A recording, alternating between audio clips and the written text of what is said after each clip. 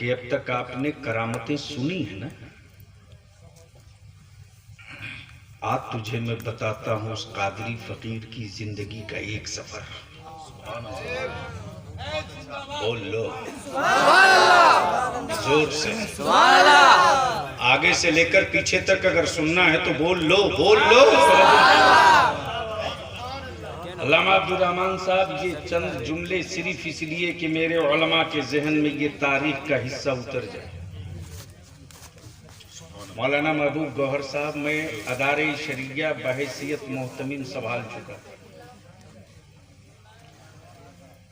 تیز دھوپ مئی جون کا مہینہ، ادارے شریعہ میں صرف سرکاری سپلائی کا پانی۔ رئیس القلم لوٹے تھے ہالینڈ سے، رات کو ادارے کی چھت پر چٹائی بچھا کر حضرت کی خدمت میں تھا۔ لائٹ کٹی ہے، پنکھا جھل رہا تھا، منہ لگو تو ہو ہی چکا تھا۔ اچانک مجھ کو سمجھ میں آ گیا، میں نے پوچھ دیا کہ آپ ہالینڈ گئے تھے تو غائب ہو گئے تھے؟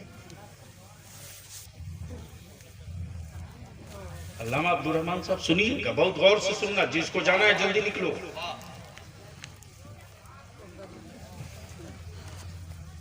محبت سے بول لو،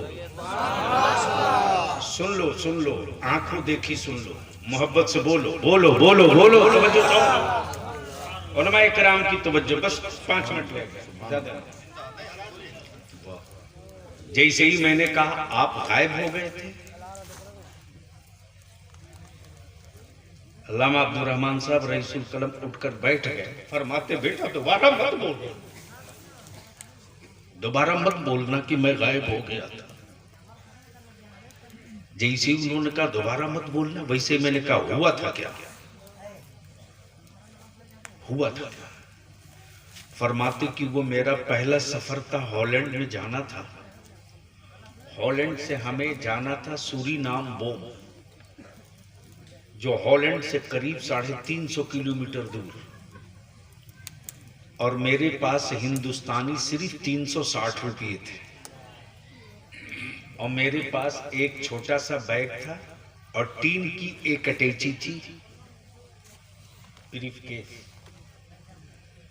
بریف کیس میں اپنی کتابیں رکھا تھا، جھولے میں اپنا کپڑا۔ جیسے ہی انڈیا سے جہاز پرواز کیا، اور مشکل سے 1.5 گھنٹہ چلا ہوگا، 1.25 گھنٹہ، کہ پائلٹ نے اعلان کیا کہ آگے چکرورتی طوفان ہے، اس لیے مجھ کو بغداد میں ایمرجنسی لینڈنگ لینی ہوئی۔ اللہ اکبر، بولو بولو بولو بولو، توجہ چاہو، ایمرجنسی لینڈنگ۔ میں نے کہا اس کے بعد کیا ہوا؟ اس کے بعد کیا ہوا؟ رئیس القلم فرماتے بیٹا جیسے ہی سنا بغداد، ویسے ہی میں اپنے آپ کو روک نہ سکا، اور مجھ پر جو کیفیت طاری ہوئی، میں یہی فریاد کرتے رہا، میرے غوث، قادریت کے وجود کے لیے، بزرگوں کی چوکھٹ کی عظمت کے لیے، جس ارشد القادری نے نہ جانے کتنے مناظرے کیے، آج وہ ارشد اپنے عبد القادر کی دہلیز پر حاضری نہیں دے سکتا۔ میں نے کہا پھر کیا ہوا؟ فرماتے جیسے ہی جہاز رکا، اناؤنس ہوا کہ 6 گھنٹے تک جہاز ابھی ٹھہرے گا، مسافروں کے ٹھہرنے کا انتظام فلاں ہوٹل میں ہے۔ میں نے کہا پھر آپ کیا کیے؟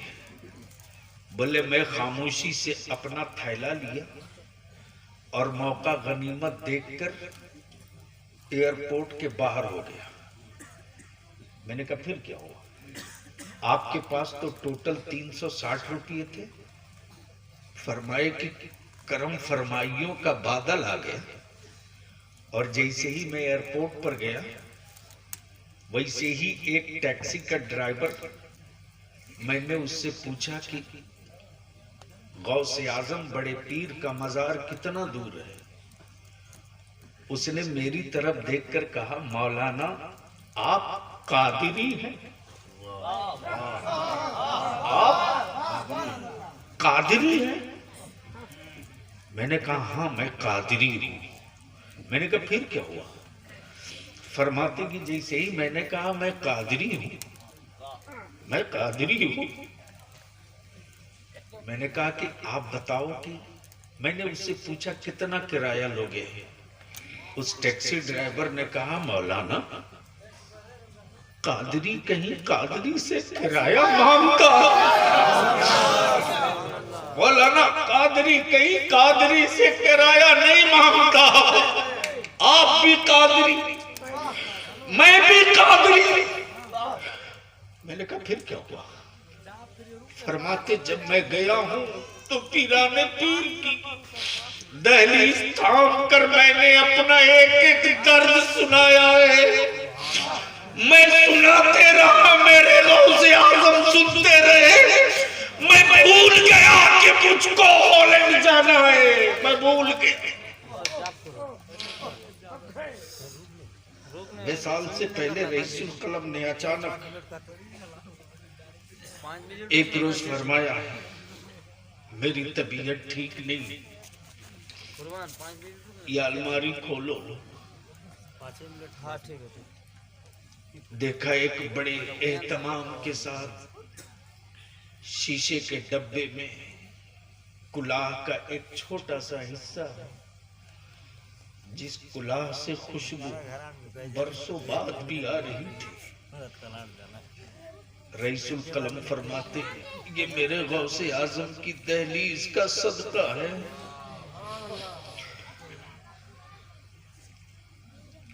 आखिरी अमामा बधेगा तो उसमें ये कुलाह शरीफ का हिस्सा जरूर शरीक कर। मैंने कहा फिर क्या हुआ? फरमाते मैं सुबह सवेरा भोर का वक्त हो गया था बेटा। मैंने कहा फिर? फरमाते जैसे ही मैं बाहर निकला हूं, उस वक्त के साहबे सज्जादा सर पर यही अमानत लिए खड़े थे। जहाज तो जा चुका था। मैंने कहा फिर क्या हुआ? फरमाते मैं एयरपोर्ट पर आ गया और एयरपोर्ट के किनारे बाहर में सामान रखकर उन्हीं की बारगाह में मैं अपनी फरियाद लगाते रहा। मैंने कहा फिर? फरमाते दूसरे दिन एयरपोर्ट अथॉरिटी के लोग ढूंढते रहे। मैं चादर ताने अपने गौसुल वरा को रुदादे गम सुनाते रहा। सिसकियों से लोगों ने पकड़ लिया। मेरे झोले पर जो टैग था उस पर एक कादरी लिखा था। एक कादरी देखने के बाद एयरपोर्ट अथॉरिटी ने चादर खसकाई। आंख जो मेरी देखी तो एयरपोर्ट अथॉरिटी कहता, मौलाना इतनी छोटी गलती की इतनी बड़ी सजा मत दो, मत दो। जहाज ने आपको छोड़ा है ना, गौसे आजम पीराने पीर बगदाद के बादशाह ने आपको नहीं छोड़ा। क्या हुआ उसके बाद? क्या हुआ? फरमाते कि एयरपोर्ट अथॉरिटी कहता, मौलाना 2 दिन से पूरी हुकूमत टूट रही। आप बगदाद के सरकारी मेहमान हो, आप दुनिया के जिस कोने में जाएंगे बगदाद हुकूमत आपको भेजेगी। आओ, जिसको हम शबी है गौसे आजम कहते, वो मेरा मुफ्ती आजम कौन है सुनो। हबीबुल्लाह बाबू, ये खबर हिंदुस्तान में जैसे ही फैली है हंगामा। मैंने कहा फिर क्या हुआ? इधर खबर चल चुकी थी रेडियो पर कि हिंदुस्तान के मौलाना अरशदुल कादरी गायब हो। कहां बरेली शरीफ, कहां रामपुर। اس تیز دھوپ میں پیدل رئیس القلم کے بڑے بھائی غلام آصفیہ صاحب الدہر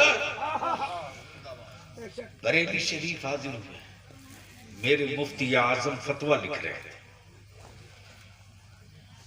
حضور فیض العارفین فرماتے ہیں حضرت آپ کا ارشد القادری غائب ہو گیا. اور یہ وہی دور ہے جب زلزلہ لکھ کر رئیس القلم جیل سے باہر نکلے تھے.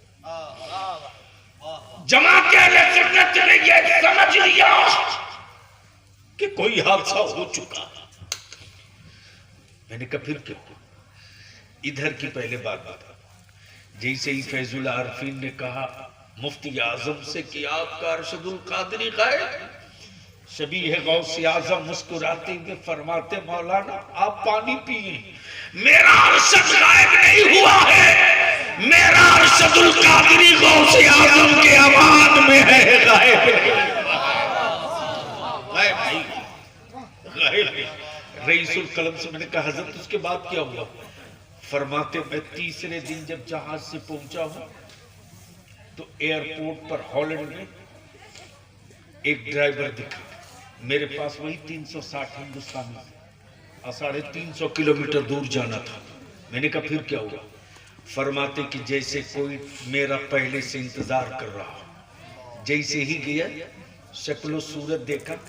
میں نے کہا آپ سورینام بوم جائیں گے کتنا دور ہے؟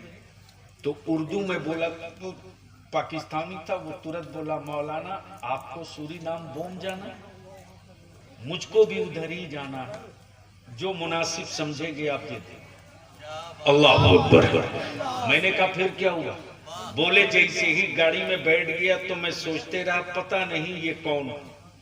لیکن ڈرائیور بولا مولانا راستے میں میرا گھر ہے، آپ بھی سفر سے آ رہے ہیں، میں بھی کھانا نہیں کھایا ہوں، اگر آپ اجازت دیں تو تھوڑی دیر رک کر کھانا کھا لیں پھر ساتھ چلیں. علامہ نے کہا چلیں.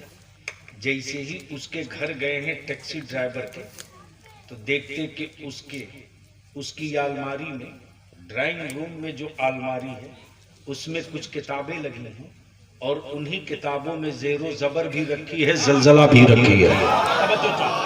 میں نے کہا پھر کیا ہوا؟ پھر کیا ہوا؟ رئیس القلم فرماتے کہ کھانا اور ظہر کے بعد جب ہم گاڑی میں بیٹھ گئے تو عصر کے وقت ہم پہنچے. ٹیکسی کا ڈرائیور بولتا مولانا آپ ہندوستانی ہیں، آپ مولانا ارشد القادری کو جانتے ہیں؟ آپ مولانا ارشد القادری کو جانتے ہیں؟ میں نے کہا آپ نے کیا جواب دیا؟ رئیس القلم بچوں کی طرح ہچکیاں لیتے فرماتے بیٹا میں نے اپنے کو چھپا لیا، میں نے نہیں بتایا کہ میں ہی ارشد القادری ہوں. کہیں ایسا نہ ہو کہ وہ سوچ لے کہ مولانا کرایہ کم کرانے کے لیے اپنے کو ارشد القادری بننا ہے. میں نے اپنا نام نہیں بتایا. لیکن جیسے ہی سورینام بوم کی جامع مسجد کے پاس میری ٹیکسی پہنچی ہے، عصر کی جماعت ختم ہوئی تھی اور قاری اسماعیل صاحب مبارک پوری جن کی دعوت پہ میں جا رہا تھا، جیسے ہی مجھ کو دیکھے ہیں ویسے ہی وہاں سے نعرہ لگانے لگے علامہ ارشد القادری زندہ باد. میں نے کہا اس کے بعد کیا ہوا؟ فرماتے ڈرائیور مجھ کو پکڑ لیا، کہنے لگا مولانا آپ نے میرے ساتھ اچھا نہیں کیا، مجھے کیا پتا کہ میں انہی کو اپنے گھر میں مہمان بنایا ہوں جن کی کتابیں پڑھنے کے بعد میں نے بریلی کے امام احمد رضا کو جانا ہے، اور آج اسی کتاب کی برکتوں سے میرا بچہ بولتا ہے الصلاۃ والسلام علیک یا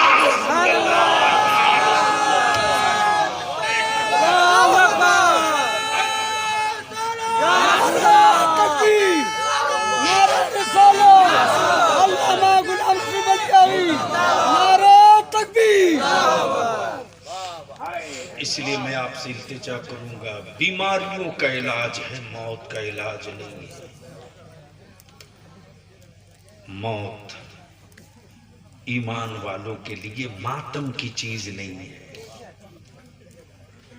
اور لکھ لو جس کے لیے تم نہ جانے کیا کیا کرتے ہو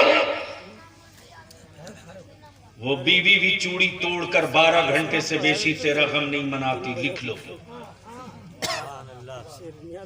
جس بیٹے کے لیے تم نہ جانے کیا کیا کرتے ہیں، وہ بیٹا بھی دفن تک ہی چہرہ گرا کے رہتا ہے، اس کے بعد کچھ نہیں۔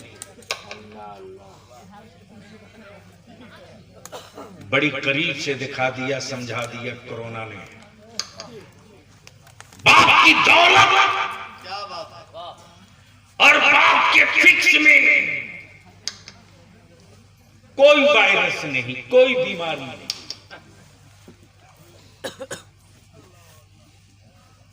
لیکن ڈاکٹر نے کہہ دیا کورونا سے موت ہو گئی تو بیٹا اتنا ناہنجار کہ باپ کو غسل دینے کو بھی تیار نہیں۔ سلام کر اپنے علماء کو، ارے ہاتھ دھو کر بھی اپنے عالموں کا۔ بیٹا چھوڑ دیا، بھائی چھوڑ دیا، لیکن میرے عالموں نے اس کی پرواہ نہ کی کہ اگلے کی موت کورونا سے ہوئی ہے، مجھے بھی ہو جائے گا۔ ایمان عالم کا یہ تھا کہ موت برحق ہے، ہوگی تو آئے گی، لیکن موت کے ڈر سے میں کسی ایمان والے کو غسل نہ دوں، یہ ممکن نہیں ہے، یہ ممکن نہیں۔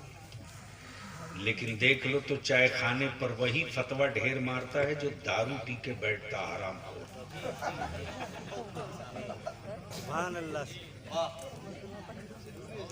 اس لیے اپنی حد میں رہو، اور حد اسی وقت سمجھ میں آئے گی جب تم اپنے کو سچا اسلام والا بناؤ گے، اور سچا اسلام والا اسی کو ہم مانتے ہیں۔ یہ اسلام مانتا ہے جو نبی والا، جو رسول والا۔ اس لیے آخر میں یہی التجا کرتے ہوئے کہ ماں نے کعبہ دیکھا نہ دیکھا، ماں نے گنبد خضرا دیکھا نہ دیکھا، لیکن بیٹے کی ناک کی برکتوں سے نہ جانے کتنے لوگوں نے تصور میں مصطفیٰ کا روضہ بھی دیکھ لیا ہے، کعبے کا جلوہ بھی دیکھ لیا ہے۔ اس لیے جناب دل حبیب اللہ بابو، میں تو بس اتنی سی بات جانتا ہوں، کہیں رہو کسی حال میں رہو، ارے 4 کل 1 سورہ فاتحہ میں ٹائم نہیں کتنا لگتا، 4 کل 1 سورہ فاتحہ میں ٹائم ہی کتنا لگتا۔ جہاں رہو وہیں سے ایصال ثواب کرتے رہو۔ اللہ تبارک و تعالی نبی کریم کی ناک کی برکتوں سے حبیب اللہ بابو کی والدہ کو، ان کے خاندان کے مرحومین کو کروٹ کروٹ جنت عطا فرمائے۔ وآخر دعوانا ان الحمد للہ۔